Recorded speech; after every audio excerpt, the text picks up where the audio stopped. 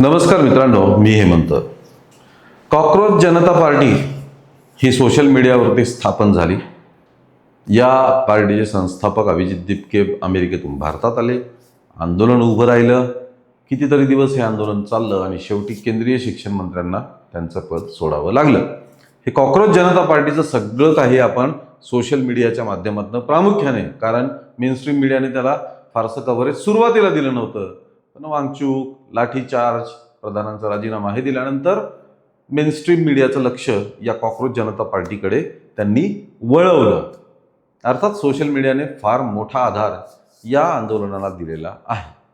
आता कॉकरोच जनता पार्टीनंतर दुसरं एखादं वादळ येऊ घातलंय का काय, अशी शक्यता आता निर्माण झालेली आहे.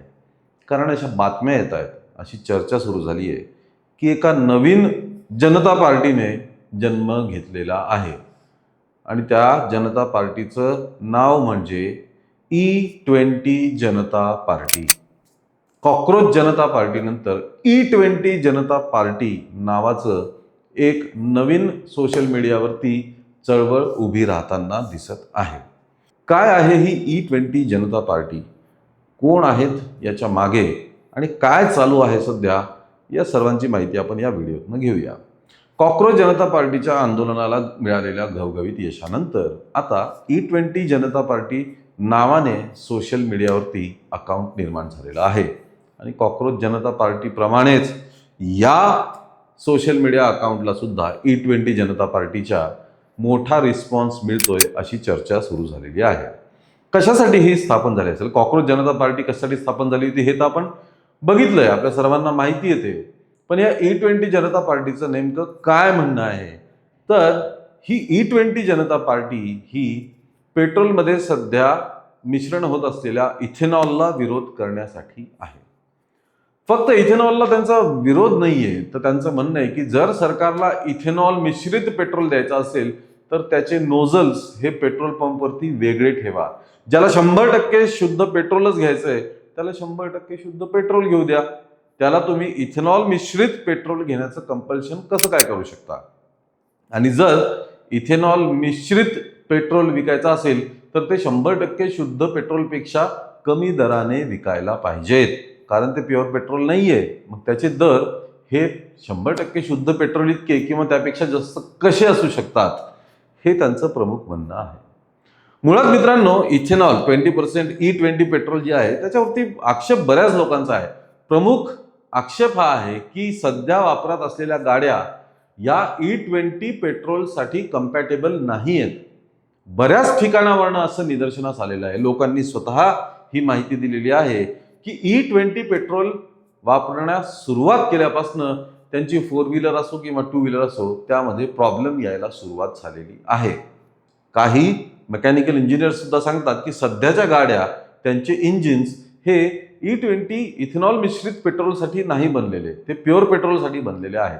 त्यामुळे सरकारने मग ज्या गाड्याच या E20 पेट्रोलला कम्पॅटेबल नाहीयेत ते पेट्रोल बाजारात आणणं, ते पेट्रोल कंपल्सरी करणं, याच्यात काय अर्थ आहे? जर गाड्याच त्याच्याशी कम्पॅटेबल नसतील तर, म्हणजे ते वापरण्यायोग्य जर गाड्याच आपल्याकडे नाहीयेत तर त्या पेट्रोलचं काय करायचं?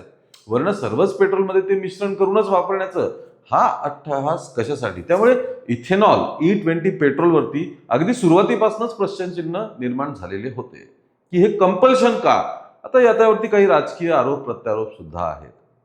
कोणी म्हणतं, म्हणजे बरेच विरोधक वगैरे म्हणतात की नितीन गडकरी यांच्या सुपुत्रांचा इथेनॉलचीच त्यांची कंपनी किंवा फॅक्टरी आहे. या पर्सनल हितासाठी, या पर्सनल फायद्यासाठी मुळात हे कंपल्शन करण्यात येत आहे. अन्यथा ज्या गोष्टीची गरज नाहीये, म्हणजे एखादा प्रॉब्लेम सोडवण्यासाठी तुम्ही काही नवीन इन्व्हेन्शन केलं तर वेगळी गोष्ट असते, पण जो प्रॉब्लेमच नाहीये त्याला सोडवण्यासाठी इतका मोठा बदल पेट्रोलमध्ये कशासाठी? 100% शुद्ध पेट्रोलवर गाड्या चालतायत ना. 100% शुद्ध पेट्रोल घेण्यास लोकांचं काहीच म्हणणं नाही ना.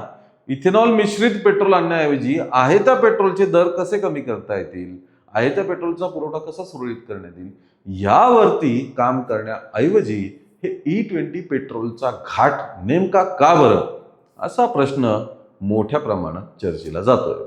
आणि आता या E20 जनता पार्टीच्या निमित्ताने हा प्रश्न ऐरणीवर येणार का, आणि आता धर्मेंद्र प्रधानांनंतर पुढचे टार्गेट नितीन गडकरी असणार का, या प्रश्नाचं उत्तर आपल्याला शोधावं लागणार आहे.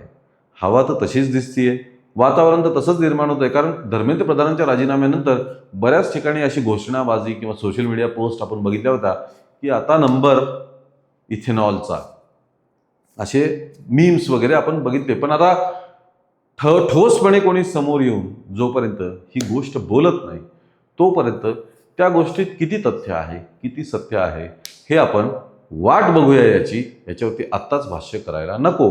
पण हे आता नवीन E20 जनता पार्टी ही काय खरंच अस्तित्वात येते का, कॉक्रोच जनता पार्टीप्रमाणेच तिचं काही भव्यदिव्य मोठं रूप असतं का, ते सुद्धा एखादं आंदोलन उभं करतात का, हे सर्व आपल्याला बघावं लागणार आहे. तुम्हाला याबाबत काय वाटतं, या जेनझीच्या या आंदोलनाबद्दल तुमचं काय मत आहे, हे आम्हाला कमेंट करून नक्की कळवा. या व्हिडिओला लाईक आणि शेअर करा आणि आमच्या चॅनलला ताबडतोब सबस्क्राईब करा. धन्यवाद.